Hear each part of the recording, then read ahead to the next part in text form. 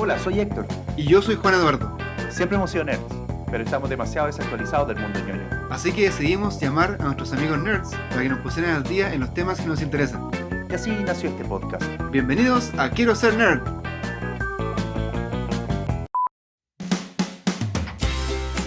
En el episodio de hoy revisaremos algo de ciencia ficción. Nadie había ganado 3 años seguidos. El Hugo, de hecho los autores más renombrados, con suerte han ganado 3 veces. Esta autora entró directamente al podio de los libros de ciencia ficción. Conversaremos sobre consolas y plataformas. La consola vale oficialmente 500 euros o 500 dólares, pero lo que se ha estado viendo es que los tipos que la revenden, lo más barato que la venden en Estados Unidos, por ejemplo en eBay o en estas cosas, es $1,400. Al triple. De reventa. Wow. 3 veces más, ok. Un negocio. Ha llegado a $3,000 o $4,000. Y no solo eso, hay gente que la está comprando.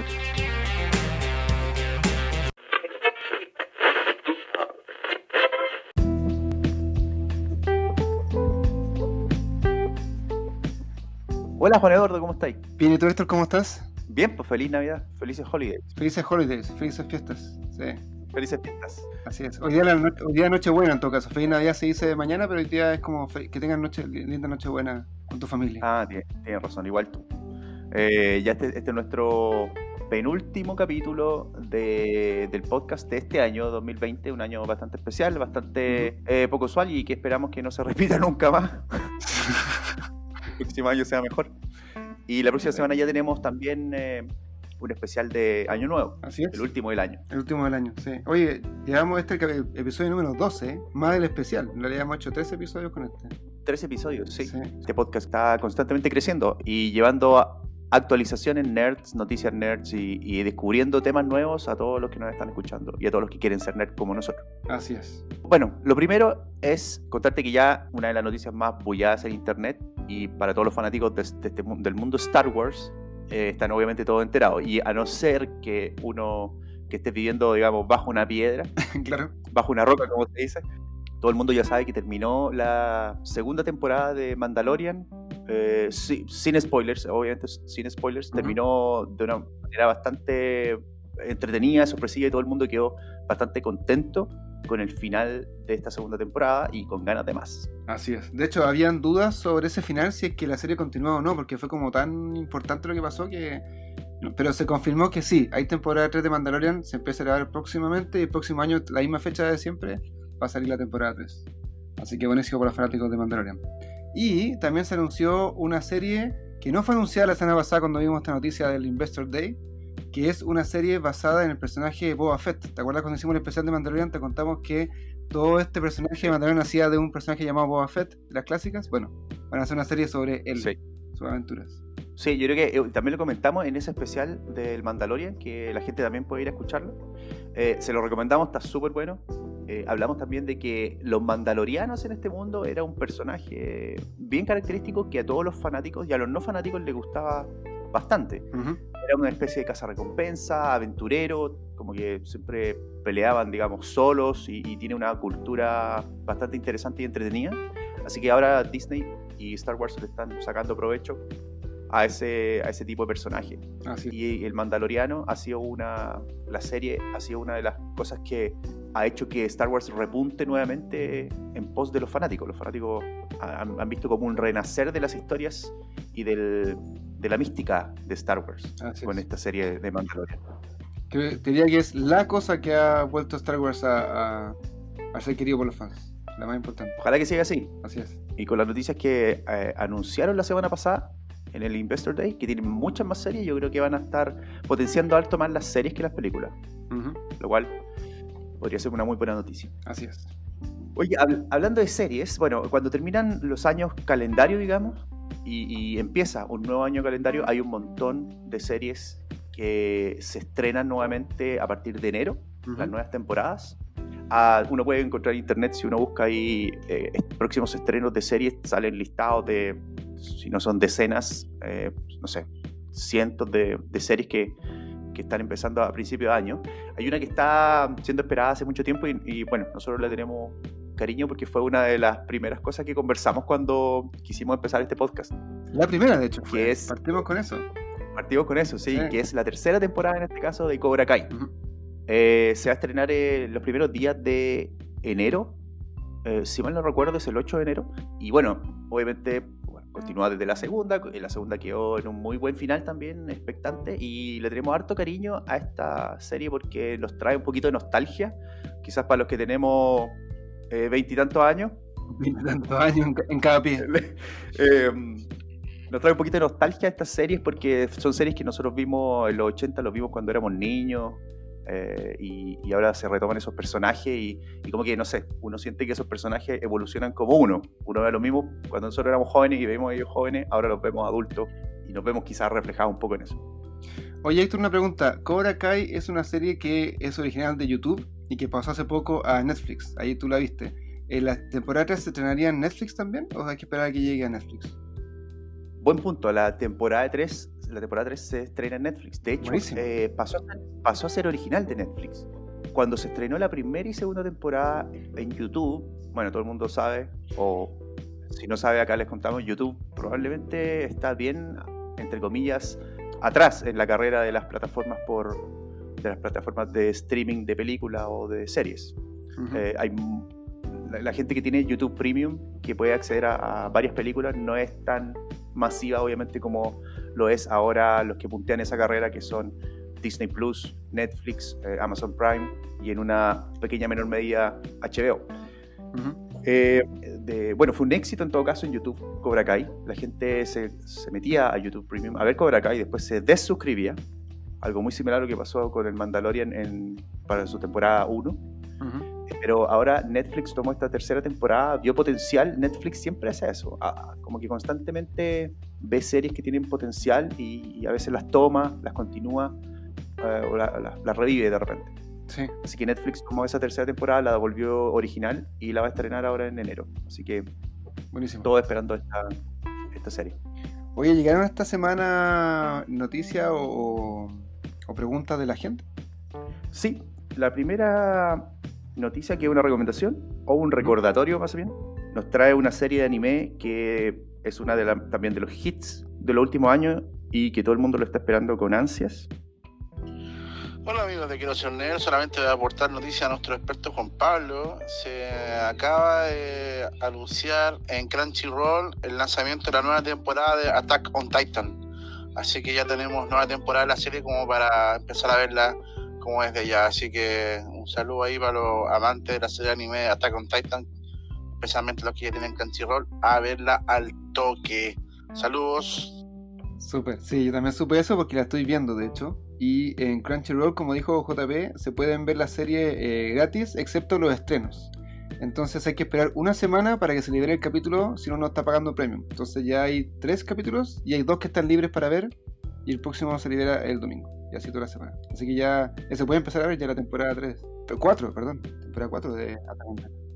Recordemos que Attack on Titan es una serie que ha sido muy exitosa últimamente. Bueno, digamos, había pasado algunos años antes desde la última temporada que se estrenó. Sí, se muere un poco. Y todo el mundo estaba esperando una serie, un anime para adultos, que básicamente se trata de, muy en general, hay ciudades que están rodeadas por un gran muro y en estas ciudades son constantemente atacadas por gigantes que son como unos monstruos gigantes que tienen forma humana o humanoide, y hay cierto ejército dentro de estas ciudades que defiende contra estos monstruos. Ahora, No se puede con trampas. ¿pero cuál es la gracia? Porque son gente atacando, o sea, monstruos que atacan ciudades y gente que las defiende. ¿Cuál sería la gran gracia de Attack on Titans? Yo creo que la gran gracia es que el mundo es súper interesante, súper novedoso, y la gracia es que está tan bien construida la historia que te va revelando secretos del mundo casi episodio por episodio. Entonces uno va descubriendo por qué hay gigantes y por qué están encerrados en una muralla, qué sé yo, cosas que no se pueden comentar, pero son parte del misterio que se va desenvolviendo. Entonces una serie más como de misterio, acción, más que de acción pura. Claro, inicialmente uno no sabe por qué atacan. Claro. Y lo otro que yo creo que ha sido clave es que es muy para adultos. Sí. Digamos, las peleas son encarnizadas, o sea, no es para nada recomendado para niños. Vamos a tener un capítulo especial cuando hablemos de anime con Juan Pablo, con JP, que nos va a contar un poco más en detalle de esta serie, pero esta serie es muy recomendada para que la continuemos viendo en Crunchyroll. Así es. Tengo otra recomendación de uno de nuestros auditores que nos va a recomendar un documental bastante interesante, y aquí va el audio. Hola amigos de Yo Quiero Ser Nerd, les habla Luis Checura por acá y les quería comentar y recomendar un documental que está dentro del marco de todos los temas históricos. Como ustedes saben, este año se cumplieron 80 años de hartas batallas de la Segunda Guerra Mundial del año 1940. Una de ellas es la batalla de Dunkerque, que para muchos les puede recordar que se hizo una película por ahí, por el 2017, por ahí, en la cual en esta batalla se rescataron muchísimos soldados que estaban varados en el norte de Francia, cientos de miles de soldados. Y una de las grandes ayudas que tuvieron los británicos fue el Spitfire, el avión de la Real Fuerza Aérea. Y de ahí que les quiero comentar un documental que en realidad no es una primicia, es del 2014, pero yo lo vine a descubrir hace poco y yo creo que este es un espacio para poder hablar de esto. El documental se llama Guy Martin's Spitfire, o el Spitfire de Guy Martin. Guy Martin es un piloto de moto que tiempo atrás se había descubierto un Spitfire enterrado en Dunkerque, que está, imagínense, después de 70 y tantos años todo oxidado, destruyéndose, y Guy Martin tuvo la genial idea de reconstruir el avión con todas las técnicas y todos los materiales de la época, de los años 30, o sea, no utilizó tecnología moderna.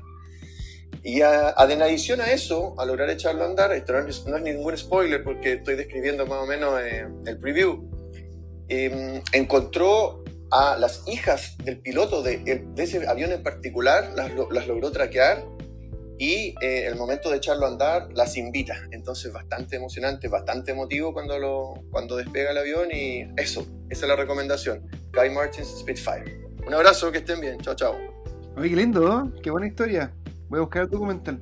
Sí, hay varios documentales de cierto tipo que más allá de mostrarte acá algo que por lo menos para mí es interesante, que sería como revivir ciertas cosas del pasado, en este caso rearmar un avión, por ejemplo, y echarlo a andar con tecnología original. Fuera de eso hay como un sentimiento también, estos documentales traen ciertos sentimientos y emociones importantes, que es básicamente, no sé, en este caso la familia recuerda al papá que era piloto, etcétera, como que esos documentales te llegan bastante en el corazón, y aparte uno va aprendiendo. Sí. Oye, lo otro lindo del documental también debe ser como la forma que él reconstruye el avión utilizando tecnología de esa época, o sea, con más mano de obra que tecnología moderna. Debe ser muy bonito también cómo construye el ¿cómo se llama esta? El fuselaje. Fuselaje, muchas gracias. El fuselaje del avión y todo, el motor, debe ser muy lindo. Sí, bueno, esas son las noticias que traemos para hoy día. Hoy tenemos un muy buen capítulo. Hay cosas bastante interesantes. Vamos a hablar de ciencia ficción, la literatura de ciencia ficción, partiendo desde Asimov hasta varios otros que han sido bastante destacados en el mundo de la literatura y que nos traen temas súper interesantes. Y también vamos a hablar de un tema que está muy en boga últimamente, que es la famosa PlayStation 5, que es muy difícil encontrarla, y los precios son muy variados, y vamos a entender qué está pasando con todo esto de la Play 5 hoy en día. Vamos a entender qué son los scalpers y por qué vamos a armar una asociación anti-scalpers. Exactamente. Oye, les recuerdo a todo el mundo que nos está escuchando que nos pueden pillar en Spotify, en Google Podcast, en Apple Podcast y en Anchor.fm. Y también nos pueden seguir en la cuenta de Instagram @quiero ser nerd podcast, y tanto en las redes sociales como también en la cuenta de Anchor FM nos pueden mandar mensajes escritos y también de audio con noticias, dudas, sugerencias, lo que quieran, para que las podamos leer acá en esta sección o podamos ignorarla y seguir con nuestra vida. No, mentira, leemos todo y lo respondemos todo. Ya pues, sigamos con el capítulo de hoy. Está muy bueno, así que quédense para más.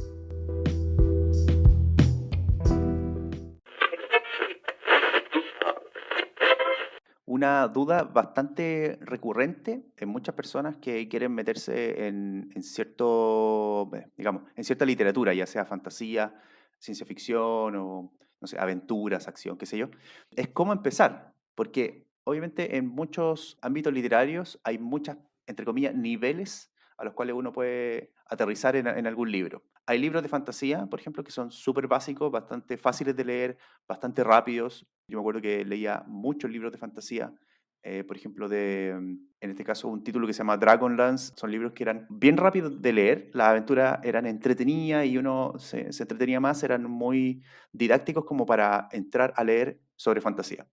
Ahora, si tú entras leyendo libros como Game of Thrones, por ejemplo, Juego de Tronos, Ujú. de Martin, ya es más complicado, porque las tramas son más complicadas, tenéis metido política, tenéis metida relaciones entre los personajes que son diferentes, son más profundas.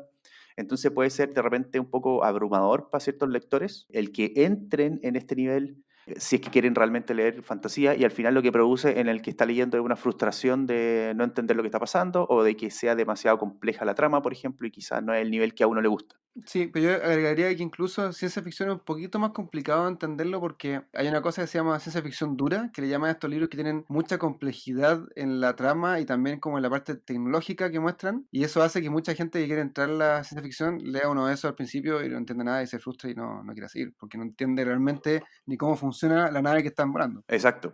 Entonces, una vez lo estuvimos comentando con Carlos Ujú. y ahora también lo vamos a comentar. Carlos nos trae una serie de libros de ciencia ficción que nos va a ayudar a entender un poquito más cómo podríamos nosotros entrar a leer ciencia ficción y empezar a empaparnos de esto.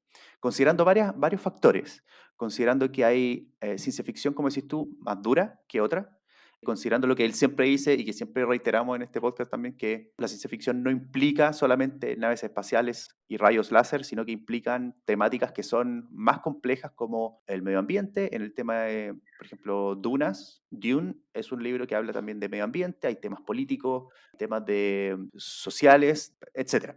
Por donde se proyecta la humanidad, hay cosas también mucho más metafóricas que son bien profundas. Es verdad, con el tema de la robótica, por ejemplo, y de la inteligencia artificial, es algo que está bien de moda ahora entre las peleas, por ejemplo, de Elon Musk, en este caso con Zuckerberg, sobre hacer o no hacer inteligencia artificial, si van a ser más poderosos que nosotros. O sea, hay un montón de temas que la ciencia ficción toma y la desarrolla y nos dice, como personas o como humanidad, nos dice, mira, ojo que esto podría pasar, ojo que acá hay un tema importante, el tema del clima, calentamiento global, el tema de, no sé, guerras químicas, qué sé yo, un montón de temas.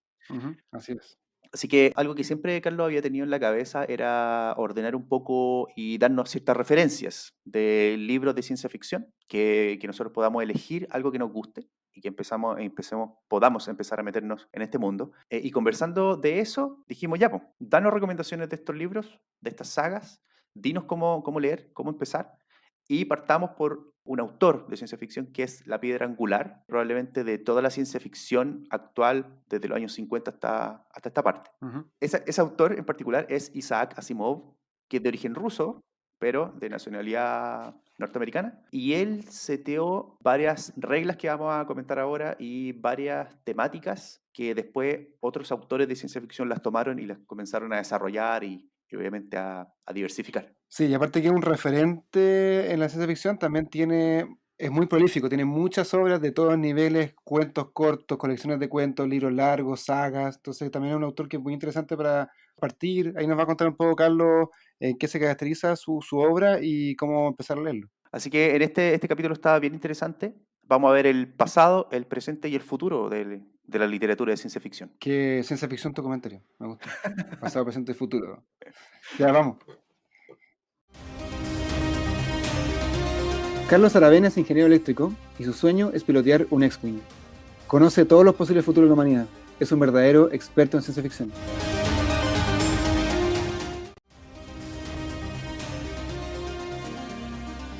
Querido Carlos, bienvenido de vuelta al podcast. Hola Juan Lalo, hola Héctor, es un gusto estar de vuelta aquí. Acá siempre bienvenido, Carlito. Oye, bueno, todo esto nace por una pregunta que te hicieron a ti, ¿no? Lo que vamos a hablar hoy día. Sí, mira, hace un tiempo atrás, antes de que comenzáramos con esto del podcast, que esto felicitaciones porque han dado bastante bien, son bien interesantes los temas. Gracias. Sí, bacán. Una persona me preguntó qué libro recomendaría o qué autor recomendaría para alguien que quiera empezar a leer ciencia ficción y no ha leído nunca ciencia ficción o ha visto películas a lo más y no sabe mucho del tema. Y yo creo que es una pregunta muy interesante porque no es fácil de responder. Uno puede googlear qué libros son los típicos, pero va a encontrar algunos clásicos como Dune, que ya hablamos la otra vez, pero no hay como un consenso porque depende mucho de los gustos particulares y de la historia con que uno creció leyendo, en verdad. La complejidad, porque igual Dune no es como para llegar y tomarlo Sí, quizás por uno. Puede ser muy exactamente, duro. Dune no es un libro que yo recomendaría para recomendarle a alguien que no ha leído nunca ciencia ficción. Así que le di harta vuelta al asunto y traigo una respuesta no canónica ni estándar, pero obviamente madurada con la experiencia que tengo de leer estos libros y también un poco de experiencia personal. Ya, pues a ver, ¿cómo nos podemos introducir al mundo del sci-fi? Yo creo que muchos de los que saben de ciencia ficción van a coincidir conmigo. La primera recomendación que me viene a la mente y yo creo que es algo natural porque es uno de los arquetipos de la ciencia ficción, uno de los autores más prolíficos, más famosos también, y que trata de esta ciencia ficción un poco más dura, más clásica, de tecnología, robots, y es Isaac Asimov. Los libros de Isaac Asimov y varios de sus cuentos, yo creo que es como uno de los autores que muchos de nosotros leímos al inicio de nuestro gusto por la ciencia ficción, y yo creo que es el autor que recomendaría para comenzar a leer ciencia ficción. Oye, sí, de hecho Isaac Asimov es conocido porque mucho de lo que él hizo fue influencia para todo lo que pasó después con la ciencia ficción. Así es. Bueno, Asimov, el pic de su fama, o cuando se hizo famoso en verdad, fue como en el año 50, por ahí. Duró mucho más su fama, hasta que casi que murió, yo creo, uno de los autores más prolíficos que hay. Y yo diría que efectivamente, o sea, todo lo que es, yo creo, ciencia ficción de lo que es robótica, ese tipo de cosas, es lejos el autor más influyente. Muchos de los autores siguientes a él se basan en su visión de la robótica, en estas leyes que él creó, que vamos a discutir un poco después. Y un poco también la forma de escribir también, como directo, bien lógico. Hay muchos autores que siguen esa línea también. Así que sí, sin duda Asimov es uno de los autores más influyentes en los escritores futuros de ciencia ficción, y yo creo que motiva a muchos de nosotros alguna vez quizás quisiéramos escribir algo, como que Asimov es como lo que se nos viene a la mente. De hecho, la vez pasada, cuando hablamos de Dune, mencionaste a Fundación, que es una saga también de él, ¿o no? Que es de tu favorita, ¿no? Sí, Fundación es una de mis sagas favoritas. Yo creo que Asimov, bueno, tiene todo esto de la robótica, tiene un montón de libros, novelas, cuentos, y tiene que arman una trama, y tiene toda esta rama que se inició con la Fundación, que es una mega saga también, que no tiene mucho que ver con robótica, no al principio al menos, pero es básicamente conocido por ambos temas, robótica y la Fundación. Entonces, sí, es un autor muy conocido porque influyó en varias de las novelas más clásicas del siglo XX al menos. Pasando un poco al tema de las reglas que mencionaste de Asimov, que es algo muy característico de Asimov en sí. ¿Qué son estas reglas? Estas reglas son unas reglas que Asimov moldeó para definir cierto comportamiento de los robots, y que estas mismas reglas se han ocupado tanto en libros como en películas, en series de televisión, etcétera. Cuéntanos un poquito de estas reglas para entenderlo. Sí, bueno, Asimov lo que creó en sus libros, en sus robots, los robots de Asimov funcionan en base a positrones, que son unas partículas que en su tiempo habían sido recién descubiertas. Y él dijo que de alguna forma tenían que tener cierto control, los humanos no iban a ser tan ingenuos de no darle cierto control a los robots, y les imprimió, en todos los robots de Asimov, o la gran mayoría de los robots de Asimov, tienen impreso en su cerebro, y son inquebrantables, tres leyes de la robótica, y que son, la primera ley es que un robot no puede nunca, ni por inacción ni por acción directa, dañar a un ser humano. Esa es la ley 1. Que es muy importante. Claro, obviamente la ley de protección sobre lo humano. Claro. La segunda ley es que los robots siempre tienen que obedecer al humano, en todo lo que el humano le diga, excepto que vaya contra la primera ley. Un humano no puede ordenar a un robot que mate a una persona, por ejemplo. Y la tercera ley es que el robot debe protegerse a sí mismo, siempre y cuando no vaya ni contra la ley 1 ni la ley 2. El robot tiene que sacrificarse si con eso salva a una persona, o si un humano se lo ordena. Claro. Y con esas tres leyes, que son como tan simples, uno podría decir es como medio obvio quizás, si uno tuviera una máquina relativamente poderosa, pensante, que uno le imprima esas como reglas. Se basan mucho de los cuentos y de las novelas y de la gracia de la robótica de Asimov. La gracia es como, no sé, ocurre un asesinato en una mina, en un asteroide que fue hecho por un robot aparentemente, entonces ¿cómo puede haber sido? Porque es imposible que eso ocurra. Y toda la trama de un cuento, de una novela, se desarrolla en función de eso. O Hay una película, bueno, que pasa en un cuento y en varios cuentos en general de Asimov que se llama Yo Robot, que también juega con eso, o sea, juega como si una mente pensante Claro. regida por estas leyes puede llevar ese pensamiento al extremo que se produce. Entonces, O sea, más que novelas tan como ciencia ficción dura, también son como novelas policiales o de misterio que incluye esta cosa de ciencia ficción.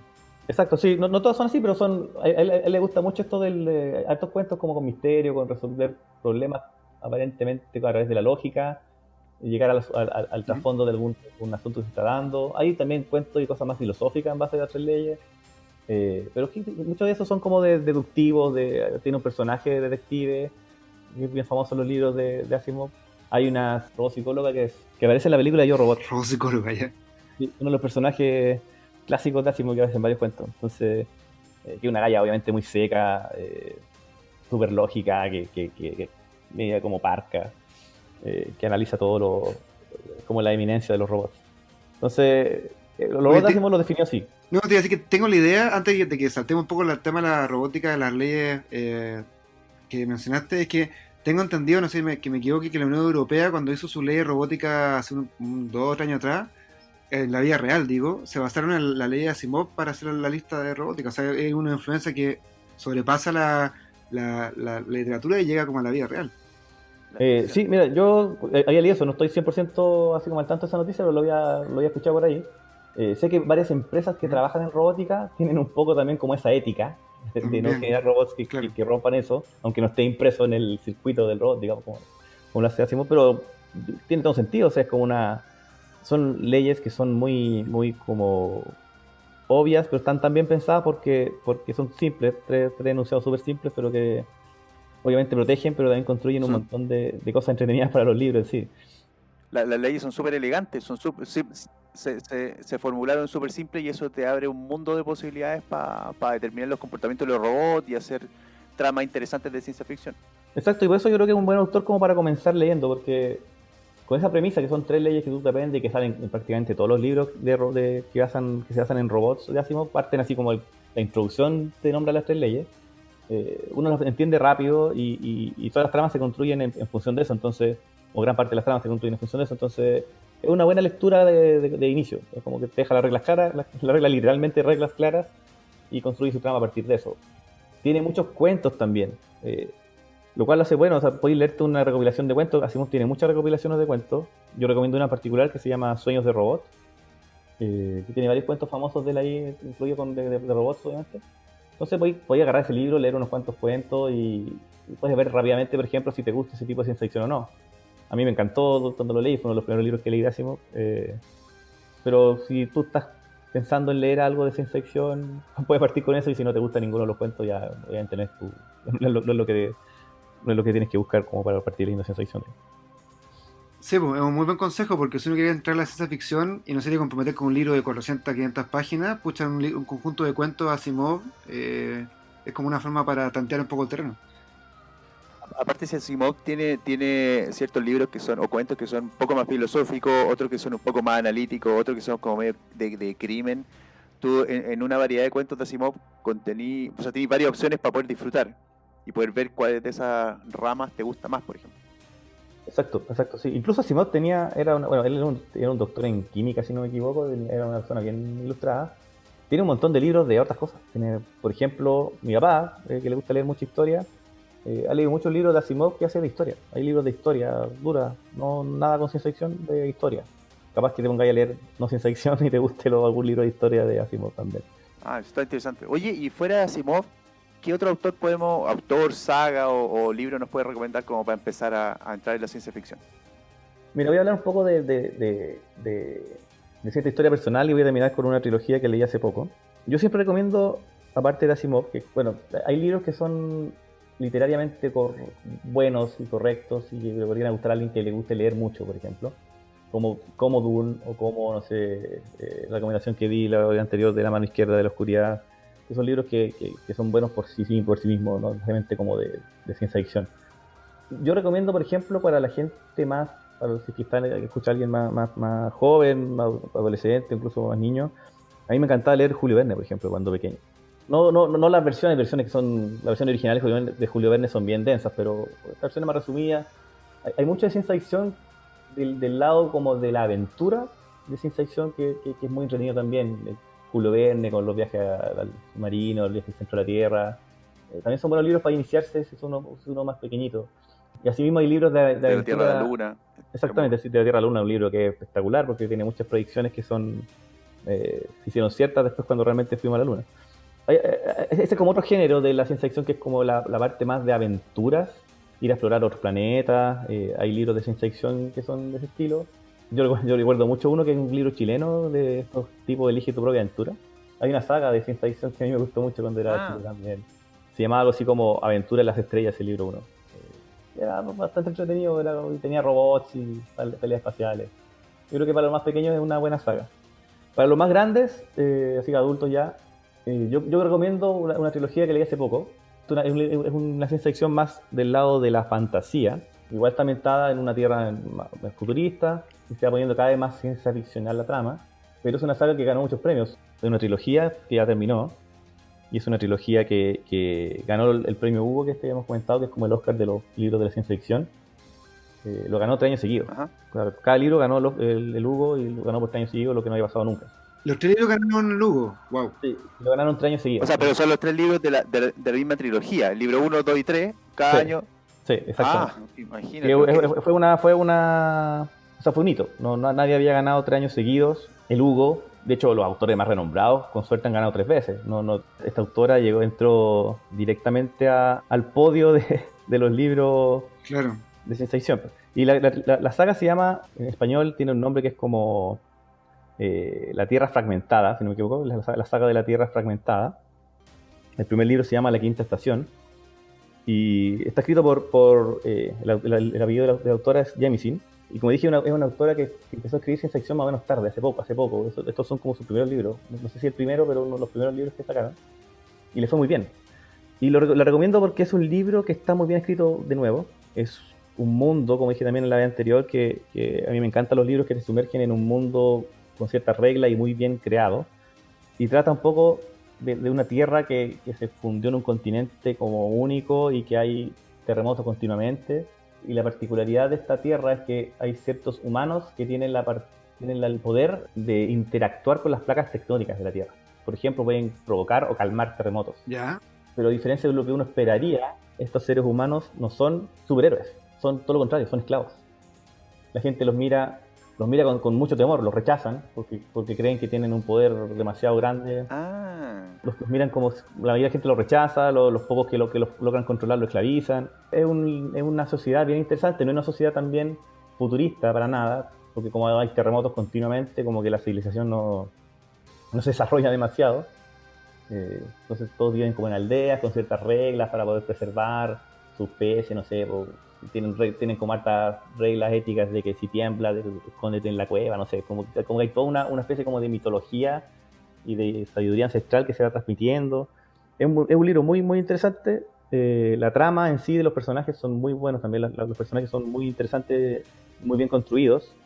El libro 1, como está escrito, a mí me encantó. Los otros 2 libros son un poco más lineales, pero el primer libro a mí me encantó como está escrito también. Y yo lo recomiendo, o sea, partan leyendo el primero, La Quinta Estación. Son una trilogía continuada, así que yo les aseguro que si les gustó el primero no van a poder parar y van a leer el 2 y el 3 al tiro. Y no son libros tan cortos, pero es un libro como moderno, que está escrito en un lenguaje moderno. Y yo lo recomendaría harto para gente que no lee ciencia ficción normalmente, porque no es una ciencia ficción dura, es un libro un poco tirado para la fantasía. De nuevo, una escritora mujer, con personajes femeninos mujeres, no se ve mucho. Sí, me interesó, full. Está traducido al español. De hecho, yo me leí el 1 y el 2 hace poco y no había salido el 3 en español y apenas salió, así lo encargué al tiro. Y es bien reciente, 2015 tengo acá. Sí, ganó creo 2015, 16, 17, si no me equivoco, el Hugo. Y una ciencia ficción muy distinta a la de Asimov. O sea, no es tecnología, no es robots. Así que yo creo que esos 2 puntos de partida, uno viene en el pasado, en los años 50, y uno viene en el futuro, son buenas recomendaciones. Ahora, hay un montón de libros clásicos que uno puede partir leyendo, que quizás yo los quiero recomendar también porque hay películas asociadas. Por ejemplo, La Guerra de los Mundos de Wells es un clásico y es un buen libro hasta el día de hoy. Quien va de los marcianos y la cuestión, se lee bien hasta el día de hoy. Y uno puede ver tanto la película ambientada como en 1800, que es cuando transcurre el libro, como la película más moderna, que también de Tom Cruise. Claro, por ejemplo, es como relativamente fiel al espíritu del libro. Obviamente está ambientado en una época más moderna. No sé, está el libro La máquina del tiempo, que también tiene una película asociada, que también es más o menos fiel al libro, tiene sus grandes diferencias, pero son libros que yo creo que apuntan a esto como de la aventura, de ver qué pasa con los personajes, un poco más Como de el Julio emoción. Verne que habías comentado. Como esa rama de...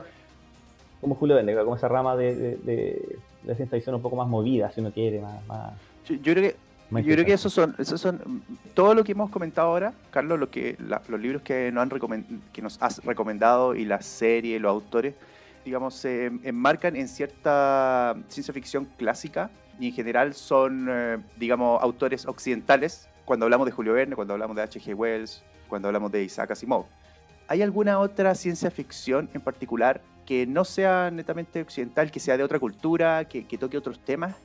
Sí, yo he mencionado bastantes veces una trilogía que se llama la trilogía... el primer libro se llama el problema de los tres cuerpos. Esta trilogía fue escrita por un chino, que también ganó el premio Hugo, lo ganó un poco antes de la trilogía del ciclo de las tierras que comentamos. El autor chino se llama Liu Cixin y es un autor que es bien prolífico en ciencia ficción. Esa trilogía es muy buena, no sé si es para principiantes, es ciencia ficción bien dura, espacial, de una escala exponencialmente épica, diría yo. Cada libro que uno lee como que se expande lo que abarca así, temporal y espacialmente mucho. Y es un libro reciente, o sea, los libros son del 2016, por ahí. Tiene una trilogía que terminó también. Y tiene la gran gracia de que está escrita y ganó el Hugo, y creo que el primer ganador del Hugo que es chino, que está escrita por alguien distinto a las sensibilidades occidentales, está ambientado en China con personajes, o sea, no todo el libro, pero gran parte del libro inicial al menos está ambientado en China con personajes chinos, hablan de la revolución china, y tiene cierta sensibilidad, cierta forma de escribirse que es muy interesante. Ahora último, ha habido un fuerte impulso a fomentar y a premiar, y por lo mismo han salido buenos autores también, o se han descubierto, yo creo que quizás siempre hubo, autores de otras nacionalidades, africanos, estuve leyendo el rey que están aprendiendo harto de Sudáfrica, de ciencia ficción, pero asiáticos, Liu Cixin es uno de los tantos que está como en China en particular, está siendo bien punta de lanza con muchos de sus libros, que han sido a todo esto llevado a varios de los libros de Liu Cixin han sido llevados a películas en China, de relativa buena producción. Hay unas cuantas que se pueden ver en Netflix o en Prime. Hay una que se llama La Tierra Errante. Sí, yo la vi la película, una película de acción entretenida de ciencia ficción. En cuanto al tema, busquen la lista de premios Hugo, busquen la lista de premios Nebula, busquen ahí, cualquier libro que elijan no van a fallar. Asimov, ya que estuvimos conversando, Asimov tiene muchos libros de viaje en el tiempo, tiene incluso algunos cuentos como de fantasía, hay un poco de todo también ahí si quieren leer, no solo naves espaciales y robots. Oye, yo creo que como decís tú, la recomendación de encontrar el libro en la lista de premios Hugo y premios Nebula es la mejor de las recomendaciones, porque está lo mejor de lo mejor. Una pregunta más, entre comillas, filosófica, Carlos. ¿Hacia dónde crees tú que va la ciencia ficción, o para dónde va a ir la ciencia ficción desde las obras de ahora para el futuro? Porque, digamos, la ciencia ficción clásica habla de robots, habla de lo que comentamos de Julio Verne, habla de máquina o de llegar a la luna, etcétera. Y ahora, no sé, entendería yo que la ciencia ficción está como mutando a la parte quizá más de software, en cuanto a lo que pasa en la Tierra o en cuanto a lo que pasa en el espacio. O sea, como que, digamos, todos los temas ya, o muchos temas han sido tratados. ¿Qué más quedaría por tratar? Es una buena pregunta y difícil de responder. Sí, buena pregunta, Héctor. Sí. Históricamente a veces hago buenas preguntas. No, podría ser un podcast, mira. Mira, históricamente si uno ve como la ciencia ficción más popular al menos tiende así en retrospectiva a seguir ciertas tendencias. Por ejemplo, no sé, por los años 70, 60 estaba muy de moda todo este tema apocalíptico, nuclear, obviamente estaba junto con la Guerra Fría. Hay esta ciencia ficción como crítica y apología también de la guerra en los periodos entre guerras, de guerras mundiales. No sé, actualmente yo tiendo a pensar, y el ciclo de las tierras es un posible ejemplo de eso, que el tema ecológico va a ser predominante, o va a ser, no sé si de las novelas que sean más ganadoras de premios, pero pero sí va a ser un tema que mucha gente que escribe ciencia ficción o que quiere empezar a escribir ciencia ficción se va a lanzar con ese tema. Es como un tema muy contingente, muy incierto, que genera un conflicto, que genera miedo, y la ciencia ficción siempre está tocando esos puntos, un poco diciendo, ojo, acá hay un tema que no hemos resuelto como sociedad, esto está incierto, acá pueden surgir otros tipos de sociedades. Yo creo que el tema ecológico es un tema importante. Tiendo a pensar también que va a haber harta ciencia ficción sociológica, como mundialmente han habido cambios sociológicos, creo yo, importantes también. Ha aumentado, no sé, mundialmente, uno lo puede ver en varios países, como la disconformidad con como estructuras sociales autoritarias establecidas, quizás como la forma de gobierno van a cambiar, o se va a especular sobre eso.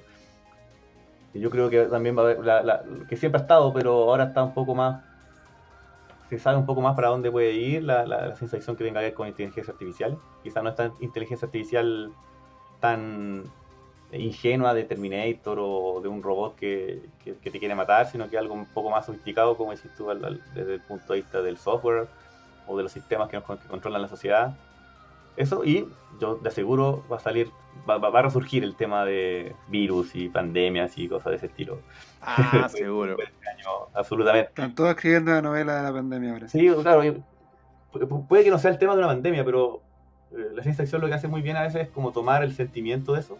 Yo me imagino que pueden salir libros, por ejemplo, que estén ambientados en, no sé, por poner un ejemplo, en un planeta en que tenga que estar recluido porque afuera hay una radiación, no necesariamente un virus, y eso provoca ciertos conflictos. Claro. Temas no se agotan. Lo que cambia es la tecnología que uno conoce, que va aumentando en el tiempo, pero como dije, la buena ciencia ficción siempre se enfoca a poner un tema sobre la mesa. Incluso dentro de la ciencia ficción como más de acción o más de aventura, hay un tema que está basado en la humanidad en general. Siempre hay humanos en un ámbito de ciencia ficción, o robots, o algún personaje con sentimientos, con motivaciones, y eso no se va a perder mediante la tecnología y va mutando y va siendo influenciado por los acontecimientos. Así que yo creo esos tres temas, yo creo que todo el tema ecológico, todo el tema como sociológico, un poco de cómo se están cambiando las estructuras de poder en la sociedad, y el tema quizás del virus y de la pandemia van a ser cosas importantes. Está interesante. Oye, Carlos, gracias por estar en este capítulo, ilustrarnos un poco sobre esto, la historia de la ciencia ficción, el pasado, el presente y el futuro, finalmente, lo que hemos conversado. Sí, no, gracias por invitarme. Yo recomiendo siempre, obviamente, que vean ciencia ficción, que lean ciencia ficción. Voy a reiterarlo nuevamente, no se queden con el prejuicio de que la ciencia ficción son rayos láser y robots y nada que explotan. Que es parte de la trama y a todos nos gusta. Pero es como la excusa. El recurso, si uno quiere, a veces, con que se pinta la historia, pero la buena ciencia ficción va mucho más allá de eso. Incluso la buena ciencia ficción puede que no tenga ni una sola nave espacial, puede que no tenga ni una sola cosa futurista. Hay todo un tema interesante ahí. Ya, Carlos, gracias por la recomendación. Nos estamos viendo en un siguiente episodio para hablar más sobre ciencia ficción y todo lo que te apasiona. De rayos láser y nave espacial. Yo feliz de seguir comentando esto y felicitaciones por el podcast. Ha ido creciendo el capítulo, así que está muy bien. Muy buenos invitados también. Listo, Carlos. Un abrazo entonces. Ya, Carlos, un abrazo. Gracias por estar acá. Que estén bien. Hablamos. Chao. Chao.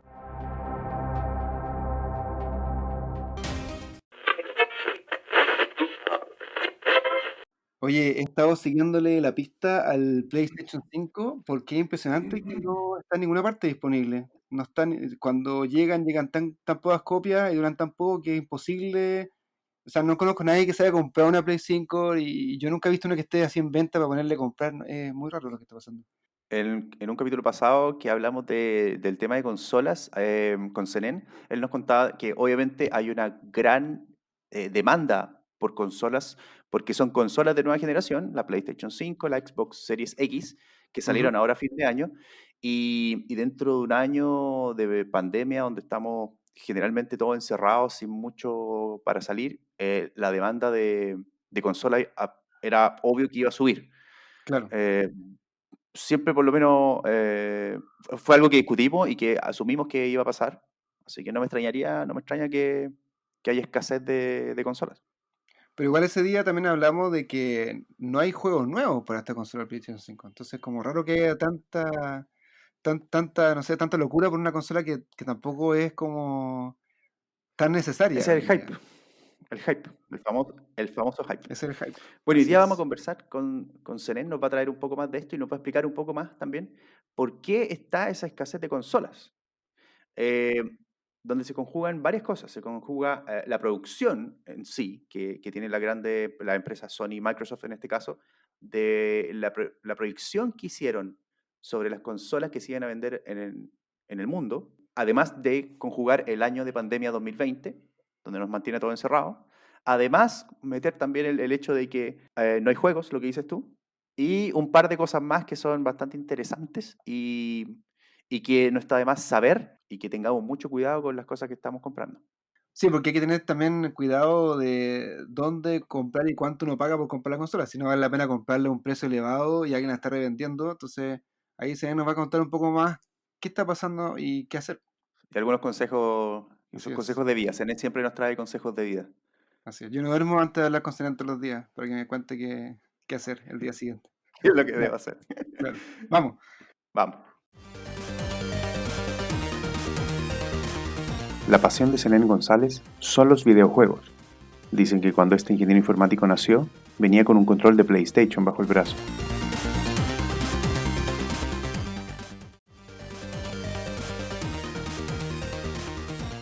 Hola Selene, ¿cómo estás? Bien, ¿cómo están ustedes? Muy, muy bien. Muchas gracias por la tercera invitación. No, gracias a ti por estar con nosotros. ¿Tercera ya? Oye, muchas veces, ¿eh? Te hemos invitado mucho, parece. Vamos a invitarte menos. No, mentira. Oye, Selene, ¿de qué vamos a hablar hoy día? ¿Qué nos vas a contar? Bueno, con el tema que hemos seguido siempre, esto de las consolas y digamos, su uso y todo esto, pero lo vamos a ver ahora de una perspectiva un poco más del comprador. ¿Ya? El comprador frustrado en este caso, porque ¿Ya? lo que justo quiero conversar con ustedes es en donde yo me siento parte del grupo, la gente que tiene el dinero, que quiere comprársela, no puede comprarse ninguna consola de nueva generación. Claro. Estamos hablando aquí para nuevas generaciones Play 5, Xbox Series X. Y para de contar, no hay más. Esas dos. Ok. La Switch es de la antigua generación. Sí. Ok. Y no se han podido comprar. ¿Por qué? Bueno, en realidad no se puede comprar porque no hay. No hay en ninguna parte. Tú dijiste que pasar que se agotaban en minutos los PlayStation. Claro. Pero por lo menos, o sea, yo esperaba, digamos, deseoso que lo que hiciera Sony era sacar batch continuos de la consola. Para que así, ok, se acabaron las 1200 consolas, pero la próxima semana van a haber otras 1200 consolas que la van a comprar la podrá vender Sony directamente o las grandes tiendas. Claro. ¿Ya? Y así. Pero no, esto pasó como cuando salió creo que había como 1 millón de consolas, 1 millón y tanto de consolas en todo el mundo. No era mucho, pero con esto del COVID y los gigantescos despidos en Estados Unidos, yo cacho que Sony se asustó un poco, bueno, Microsoft también, y bajaron la cantidad de consolas que le habían pedido a las fábricas chinas. Supusieron que la gente iba a tener menos capacidad de comprarla, digamos. Claro, o que iba a estar más preocupado en la pandemia, alguna cosa así, porque digamos que ha afectado a la economía en muchas partes, todas partes, digamos, donde ha pegado esto, en particular en Estados Unidos, con una cantidad gigantesca de personas que han perdido como 14 millones, por ejemplo, que han perdido los seguros de salud y han quedado completamente en desamparo, digamos, en ese país. Y en otros países como acá, si bien tú tenías un seguro de desempleo donde no caes en la rotunda pobreza cuando pierdes, y igual uno tiene prioridades como comprar la comida y otras cosas. Claro, por supuesto. Entonces es notable, o sea, es imaginable que los tipos que habían, hasta junio más o menos, los compadres tenían proyectado vender como 15 millones de consolas hasta marzo. Entonces iban a producir 15 millones de consolas hasta marzo. Y de repente dijeron, no, vamos a bajar un poco los números, en vez de producir 15, vamos a hacer 11. Entonces compraron las fábricas para producir 11 millones, o sea, compraron las tiradas de placa madre y ensamblamiento para 11 millones de consolas hasta marzo. Okay. Lo cual igual la gente se quejaba, pero es más de lo que habían las consolas que habían planeado para PlayStation 4. Uh-huh. Bueno, entonces el asunto fue que estos tipos tiran las consolas y se acaban instantáneamente. Abren la preorden y duró, creo que la primera preorden mundial duró 1 hora y media, sería. Bueno, nosotros la vez pasada, como recién dijo Juan Eduardo, tú nos habías contado de que se iban de una y eso nosotros asumimos que era porque la gente estaba estaba muy ansiosa de comprarlo, todo el mundo quería comprar la nueva generación y por eso se acababan tan pronto, ¿no? Claro, claro. O sea, eventualmente yo también pensaba que... Yo honestamente pensé que era una compra impulsiva. Las típicas personas que se desesperan con el hype y dicen, no, esto va a ser lo mejor y la compran. Claro. Porque sí. Y después, como les contaba, no tiene ningún juego. O sea, no hay ninguna Claro. razón sustancial para comprársela porque van a ver los juegos. No hay. En el caso del PlayStation 5 hay uno. Pero no era muy fanático. O sea, no tenía muchos fans. Y después que salió hay un montón de gente que se ha quejado de que no le hace honor al original. Bueno, también ha votado en todas partes porque el juego le gusta a todas las personas que se compran la consola. Perdón, ese juego es el Demon's Souls, ¿no? Claro, sí, era el Demon's Souls. Ujú. Que, pucha, es una de las... Bueno, es el único juego que le saca partido un poco al hardware de la nueva generación. De consola. Obviamente correría igual en un PC con las nuevas tarjetas y esas cosas. Claro. Pero yo pensé que iba a decaer, o sea que en algún momento, digamos que la producción de consolas iba a alcanzar a la demanda de consolas, entonces uno iba a poder comprarse una consola. ¿Ya? ¿Y qué pasa entonces? No, entonces como te decía, aquí en Europa en particular, creo que la Unión Europea dio la recomendación de no vender la consola en físico para que no hubiera gente aglomerada en las tiendas. Completamente entendible, Ok. no hay ningún problema. Ok. Ujú. ¿Sí? E-commerce, todo. Eh, Compro por internet. Exacto. Yo dije, pucha, no hay ningún problema. Entonces yo quiero comprar aquí en MediaMarkt, o en Libro o en alguna de las tiendas que vende este tipo de cosas, pero no hay. Avisan con una semana de anticipación de que se va a abrir la preventa. ¿Ya? Y yo la otra vez dije, no, ahora sí quiero comprarme una a principio de diciembre, porque tengo la ruta en el bolsillo. Y te quedaste En el esperando, bolsillo. al día cero, digamos. Claro, sí, yo dije ya. Y me metí exactamente en el momento en donde se abría. Voy, la coloco en el carrito de compra, la pongo comprar y me dice, espera un momento, lo siento, la compra no puede ser efectuada porque no queda. No. O sea, en segundos se fue. Claro, se demoró un poco más porque estaba todo el mundo comprando, así que Eso quiere decir que a la consola le está yendo bien, ¿no? también uno podría pensar eso. Pero en este momento da lo mismo, o sea, claramente le está yendo bien. Digamos, hay mucha más demanda de lo que pueden llegar a producir. Y claramente los tipos están prefiriendo Estados Unidos, porque en Estados Unidos, por ejemplo, pese a todas las religiones con COVID y todas las cosas que deberían ser claras, los tipos están llevando consolas o cargamentos de consola directamente a las tiendas, a Walmart, a Best Buy, a todas las tiendas, Costco, todas estas tiendas grandes. Y hay colas gigantes y llegan y las primeras, o sea, no llegan más que ponerla en el piso y ya se fueron todas. Entonces, este tipo de demanda subdimensionada produce lo más terrible. Porque, bueno, si tú no la puedes comprar de la tienda, eventualmente hay alguien que la puede haber comprado, no le gustó porque pensaba que era distinta o porque se le bajó la ansiedad de la compra o tiene el remordimiento de comprador temprano y la quiere vender. ¿Ya? Así que la venta de segunda mano. Lo cual pasa un montón. Pero lo que se estaba viendo es que los tipos que la revenden, la consola vale oficialmente 500 euros o 500 dólares. ¿Ya? Y la barata vale 400. Lo más barato que la venden en Estados Unidos, por ejemplo en eBay y en estas cosas, es 1.400 dólares. Al triple. De reventa. Wow. 3 veces más, ok. Buen negocio. Ha llegado a 3.000 o 4.000 dólares. Y no solo eso, hay gente que la está comprando, porque Eso, claro, pues, al lado de Navidad, Sí. el papá que le prometió la consola al cabro chico se sacaba Claro. de mejor nota y el cabro chico lo logró. Y dice, bueno, ok, pagaré un poco más. Bueno, va a pagar 7 veces más. No, y si la venden a 3.000, es porque la gente, bueno, obviamente la está comprando a ese precio. Claro. Y toda la gente se queja, pero la está comprando, la está pagando. Entonces, esto generó una asociación de mercado de segunda mano. Por ejemplo, hay tipos, como las ventas son mayoritariamente online, entonces hay tipos que lo que hacen generan bots, o digamos, pequeños programas en internet que se meten en las páginas y tratan de comprar las consolas. Automáticamente. Claro, pero hay un tipo que va, se compra oficialmente 30 consolas, 40, 50. De hecho, Wow. los tipos están en una asociación de compradores, por ejemplo en Estados Unidos, y que tienen como 35.000 consolas. 35.000 consolas a $2.000. Wow. Y los tipos la están vendiendo. O sea, hay asociaciones, hay personas que compran más consolas de las que una tienda grande puede tener. Obvio que sí. ¿Eso es legal? Sí, obvio, porque es parte del capitalismo. Tú puedes comprar todo lo que tú quieras. O sea, si tú tienes la plata suficiente, Héctor, tú puedes ir a la distribuidora de BMW y decirle, quiero todos los autos que están aquí. Y ya pásame el teléfono porque también quiero todos los autos que están en el distribuidor del estado de al lado. Claro. Y el vendedor te va a decir, pero por supuesto, señor, y se va a ganar una excelente comisión y va a estar súper feliz y te va a vender las cosas si tú le pagas. Estos tipos están pagando el precio Las oficial. consolas. ¿Cómo se llama eso? Eso tiene un nombre, ¿no? Reventa. A los gringos le dicen scalpers. Scalpers, ¿ok? Y ahí estamos todas las personas que queremos una consola para poder jugar nosotros, para sentarnos, conectarlo a la tele y ponernos a jugar nuestros juegos de PlayStation 4 sin ningún tipo de consola. Oye, pero si hay gente que compra, como dices tú, automáticamente a través de un robot, 30 Claro. consolas o más consolas. 30. Ponte tú que yo compre ya, 30 y la guardo en mi casa. Tú decís que la guardo en mi casa y la empiezo a vender en vez de 500, la vendo a $3,000. Sí. ¿Eso Microsoft y Sony en este caso, les conviene? ¿No les conviene? ¿Les da lo mismo? Les da lo mismo, si están vendiendo, piénselo desde el punto de vista del vendedor, en este caso Microsoft o Sony. No, claro, vendió sus consolas, obviamente. Tú vendes tu consola al mercado y tu producto de la venta se está yendo. Entonces significa que lo estás vendiendo. Y sería, es parte del negocio, no hay más. De hecho, Claro, en algunos, por ejemplo, creo que los de Best Buy o surtidores de tienda minorista, ellos tenían protocolos de que te ponen en una cola y solamente te venden una consola a una dirección. Entonces, claro, tú tienes que llegar, poner tu dirección y esa dirección ellos la guardan y si viene otro pedido a una consola con la misma dirección, anulan el segundo pedido. Ah, para evitar esto, ok. Oye, ¿y esto había pasado antes?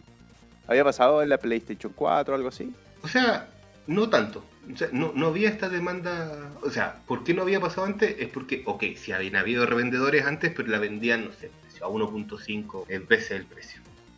Ahora, estos tipos, o sea, pero el problema de este mercado y la desesperación de la gente es que el meme de la gente vendiendo fotos de la PlayStation, de la caja de la PlayStation a 500 euros, funciona. La gente las compra y las paga. ¿Cómo No fotos? entendí eso. O sea, tú pones en eBay. Mira, yo le saco una foto a mi PlayStation, ¿ya? Y después voy y pongo en eBay y digo PlayStation 5. Y en la descripción pongo foto de PlayStation 5. Esta es una foto de la PlayStation 5. Vendo mi foto PlayStation 5 a $500. No te puedo creer. Es una trampa. Claro. Qué bastardo. Pero de nuevo, ¿cómo vas? Es el punto es que en la legalidad, si yo describo el producto como una foto, y lo digo varias veces, y le digo, no se vaya a confundir, es una foto, pero si lo piensas, por ejemplo, yo lo puedo entender desde el punto de vista de mi desesperación cuando estaba haciendo renovar a la página de MediaMarkt y comprar, no mire la descripción. Claro, no la miráis. Yo ya la había mirado antes, yo sabía lo que estaba comprando, pero yo estaba haciéndole clic y comprar y ojalá quedarme en la cola y pagar y que me llegara a la casa. O sea, hay gente que está vendiendo fotos. O sea, el consejo aquí es que hay que tener cuidado en lo que estáis comprando porque obviamente podéis estar comprando una foto. O sea, no conviene, no sé si conviene o no, ahí uno verá, pero meterse a consolas de segunda mano, o sea, si te podía aguantar un poco la desesperación de comprarla, podéis esperar a que salga un nuevo patch, ¿o no? Exacto, por ejemplo, pero Que como dices, Tenen, tampoco se justifica comprarla ahora si no hay juegos tampoco, no sé, es como una cosa más de histeria colectiva. es que eso voy, o sea, pero no solo eso, por ejemplo, yo estaba preguntando en las tiendas, primero fui a la tienda y le pregunté, oye, ¿cuándo les va a llegar el siguiente batch? Me dijeron, no tenemos idea. Dije, no, me están diciendo. Así mandé un mail oficial, dije, oye, por favor, ¿podrían decirme? No tenemos idea. Entonces yo dije, oye, pero, ok, pero entonces, ¿cuándo ustedes, pero cuándo esperan? Yo no digo que no quiero que me digan el día, pero ¿cuándo yo podría esperar poder volver a hacer una reserva para tener la posibilidad de comprar una consola? Dijeron, bueno, en marzo vamos a abrir de nuevo las posibles reservas para comprar la consola.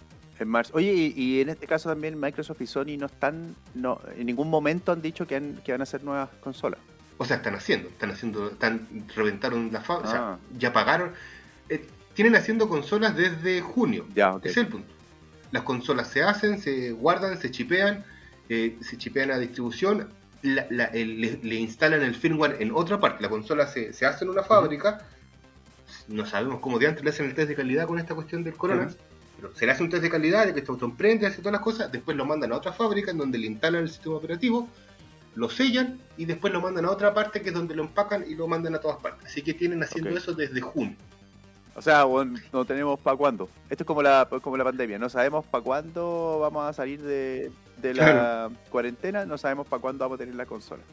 Claro, a ver, ¿qué pasa primero?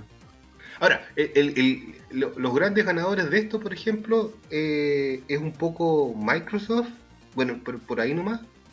Que se disparó en el pie. Pero porque la consola que sí hay es la Xbox One. Es la Xbox Series S.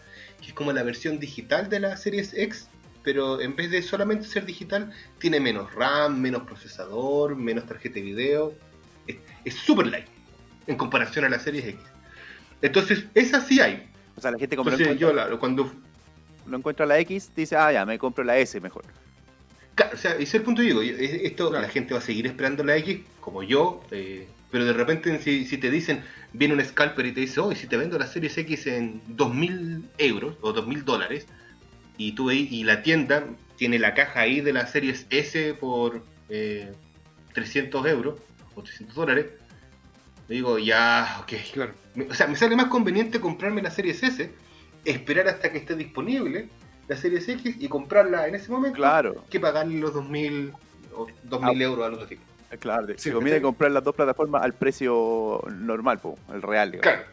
Claro. Y tenéis la garantía de la tienda y sabéis que te van a respetar todo. Porque ese es el punto. Los scalpers generalmente, las que son más caras, son las consolas que no han sido abiertas y que tienen la boleta con la garantía puesta encima. Así que a nuestros oyentes, o a todos los oyentes del programa, por favor, no compre, ese es el punto. No compre consolas de segunda mano. Si usted tendrá muchas ganas, pero por favor espere. Porque lo que podemos hacer es que todas estas personas que compraron 40 consolas, valen 500 euros, siguen siendo $20.000, se queden con 40 consolas en su casa. Y sería ideal. Claro.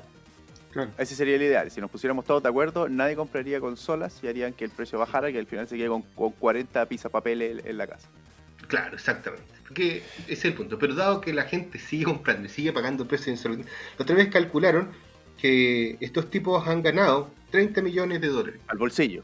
El grupo en general. Oye, y una pregunta que me queda en el tintero. Ellos se asociaron, o sea, los tipos que revenden se asociaron como una asociación de revendedores. ¿Cómo te asocias? Lo que pasa es que es como una mafia. O una persona, si bien sabe cómo hacer un bot, por ejemplo, de ese tipo de cosas, se demoraría un rato. Yo lo quiero hacer ahora. Entonces hay un grupo de que ya tiene el bot hecho. Entonces tenés que inscribirte al grupo, pagarle la membresía, que vale plata.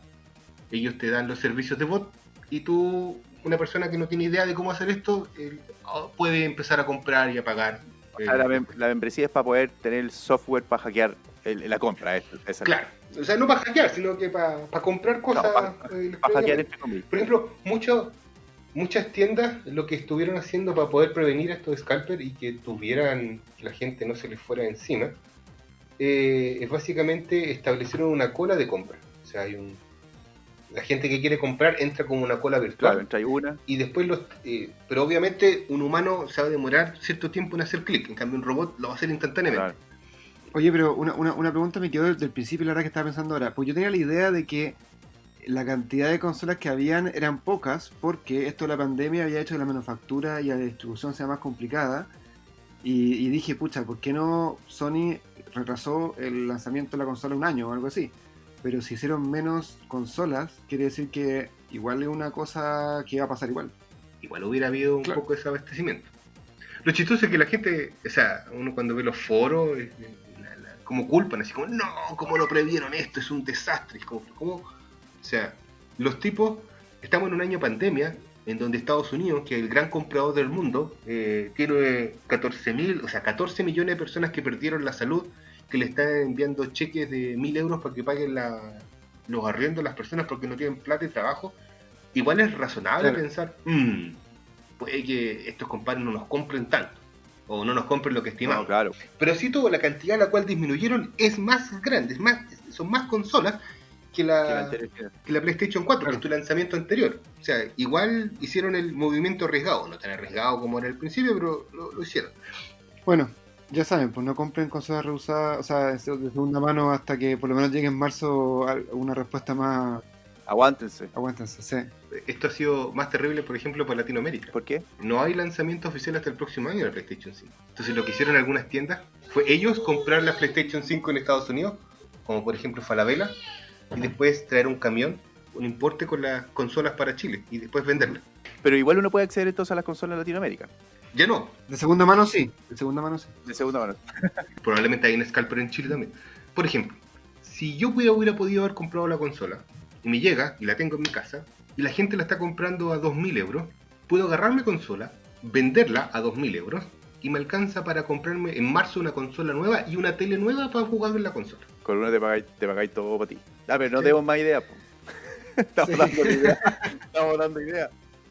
Eso se destruye inmediatamente si tú no compras de segunda mano. Yo entiendo comprar de segunda mano si me la vendieran más barata. O sea, tú sabes el riesgo de comprar de segunda mano, que el tipo ya ha jugado a la pelota con la consola, entonces, pero el tipo te la está vendiendo no a $500, sino a 250, entonces uno dice, ya, ok, igual está barato, igual puede que la consola haya aguantado un par de patadas y podéis tener suerte. Pero que te la vendan más cara que el vendedor de precio oficial es como... Claro, entonces, para ponernos de acuerdo, no compremos nada más caro de segunda mano. Y ahí vamos a estar atacando a los scalpers y vamos a estar haciendo Claro. que el mundo sea más justo y que todos los que realmente quieren jugar puedan jugar. Exactamente. Si usted va a comprar una consola de segunda mano, hágalo siempre y cuando el precio sea más barato que el oficial. Oye, Seren, gracias por darnos estos datos. Estos datos, de hecho, son bien actuales, así que todos los oyentes pueden seguir ese Claro. consejo y hacemos una asociación anti-scalper. Claro. Va a funcionar como terapia de grupo. Gracias por el dato y por traernos todas estas noticias. Nos estamos viendo en un Ya. siguiente capítulo para seguir hablando de videojuegos y de consolas. Vale, Ya sé. muchas gracias. Muchas gracias, un abrazo. Nos vemos, que estén bien. Chao, chao. Chao, chao.